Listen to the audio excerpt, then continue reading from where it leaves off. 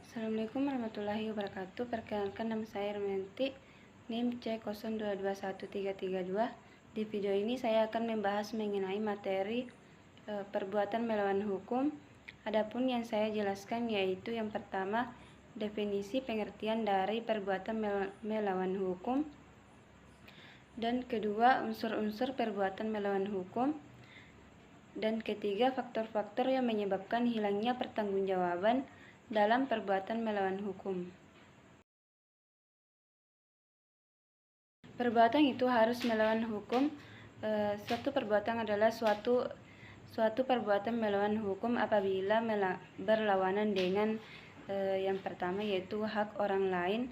Maksudnya adalah melanggar hal subjektif orang lain, berarti melanggar wewenang khusus yang diberikan oleh hukum kepada seseorang.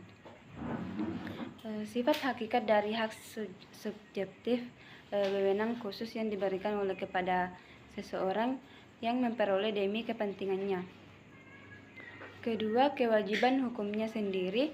Menurut pandangan yang berlaku saat ini, hukum diartikan sebagai suatu keseluruhan yang terdiri dari norma-norma yang tertulis maupun yang tidak tertulis.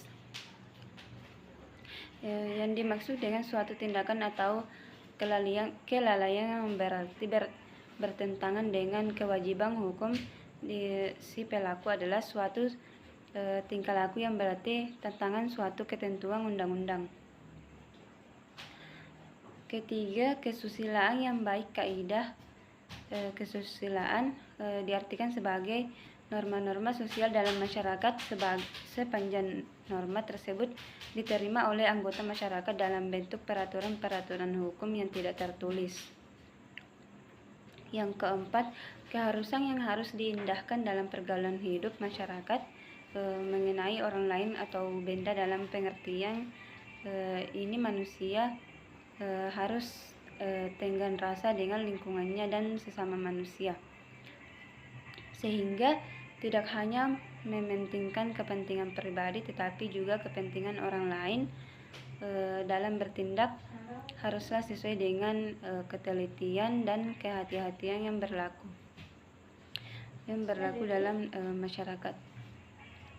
Selanjutnya, perbuatan itu harus menimbulkan kerugian yang disebabkan oleh karena perbuatan melawan hukum dapat berupa kerugian material atau dapat dinilai dengan uang, dan kerugian imaterial tidak dapat dinilai dengan uang. Selanjutnya, perbuatan itu harus dilakukan dengan kesalahan. Suatu kesalahan dapat berupa kesengajaan dan kelalaian. Kesengajaan berarti seseorang melakukan suatu perbuatan dan perbuatan ini berniat untuk melakukan suatu akibat. Adapun kelalaian berarti seseorang tidak boleh melakukan suatu perbuatan. Dan selanjutnya, perbuatan itu harus ada hubungan kausal sebab akibat.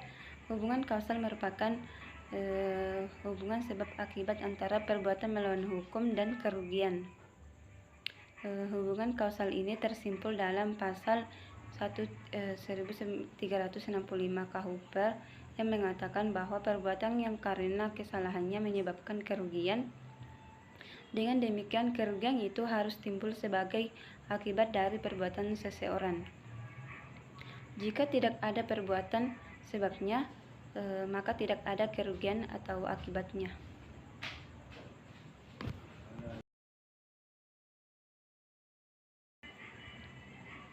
Selanjutnya, ada faktor-faktor yang menyebabkan hilangnya pertanggungjawaban dalam perbuatan melawan hukum.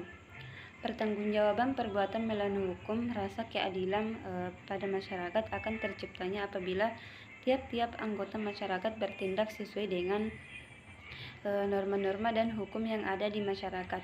Setiap anggota masyarakat harus menggunakan haknya sesuai dengan tujuannya.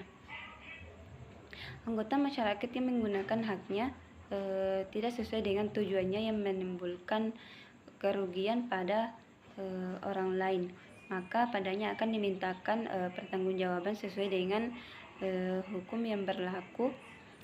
Dalam praktik, hakim dalam menentukan apakah seseorang telah melanggar kepantasan kesusilaan di tengah-tengah masyarakat sering menemui kesulitan karena perluasan pengertian perbuatan melawan hukum.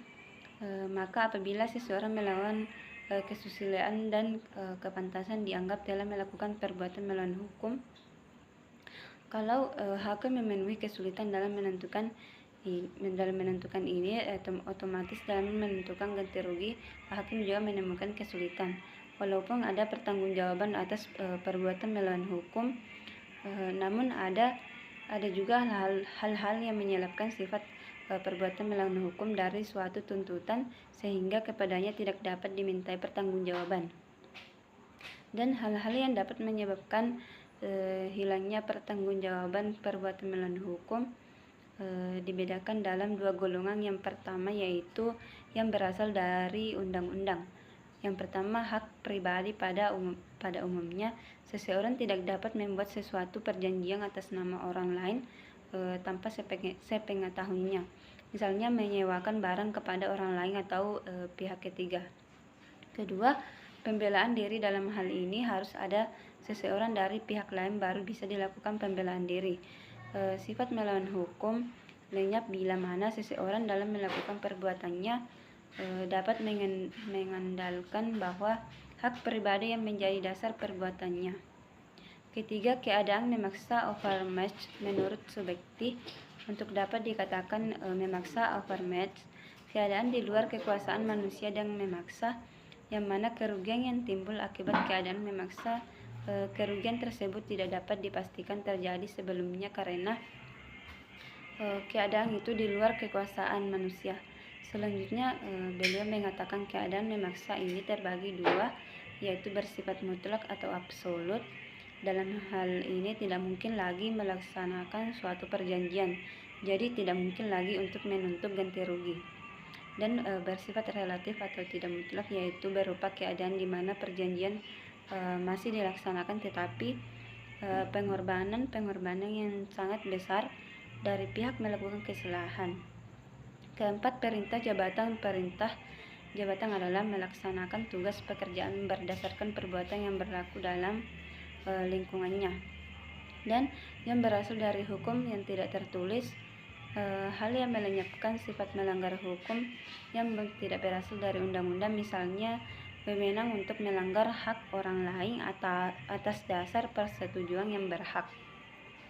Misalnya pemilik seekor anjing ternyata kemudian menderita sakit gila dan meminta B yang kebetulan memegang sebuah tongkat untuk memukul anjingnya tersebut. Atas persetujuan A tersebut, B memukul anjing tadi.